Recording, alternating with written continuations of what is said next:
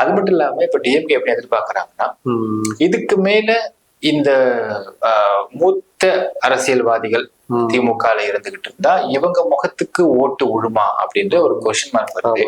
அது மட்டும் இல்லாம இவங்களால முடியவும் இல்லை, உடல் ரீதியாவும் அவங்க ரொம்ப டல் ஆயிட்டாங்க, ஏஜ் ஆயிட்டாங்க. இப்ப இதுக்கு மேல ஃபுல்லா அந்த யங்ஸ்டர்ஸ் ஃபுல்லா கொண்டு வந்து 75 years of party of course, but on third generation அப்படிங்கிற நேம கொண்டு வரணும்ன்றது அவங்களோட ஆசையா இருக்கு. சோ நீங்க எல்லாத்துக்கும் உதயநிதி அவர்களை வந்து முன்னிறுத்துறாங்க, அவர் தான் பாத்துக்கிறாரு, அவங்க டீச் பண்றாங்க, ஸ்லோ மேனேஜ்மெண்ட் அவரும் வந்து பாத்துட்டு இருக்காரு, கத்துக்கிட்டு இருக்காரு. ஆக்சுவலி அதுக்கு ஹெல்ப் பண்றது வந்துட்டு அன்பில் முருகேஷ் நினைக்கிறேன். அவரு நடிகரா இருக்கும்போது அந்த நடிகர் இதெல்லாம் ரசிகர் இருந்தாரு. இப்ப வந்துட்டு ரீசெண்டா கரூர்ல வந்துட்டு ஒரு விஷயம் பண்ணாரு, அழுத்திட்டு இருந்தாரு. அதை வந்து பாசிட்டிவா வந்து அவங்க கட்சிக்காங்க எடுத்துட்டாலும் ட்ரோல் வைஸ் வந்து பாத்தீங்கன்னா நிறைய பேருக்கு ரீச் ஆயிருக்கு.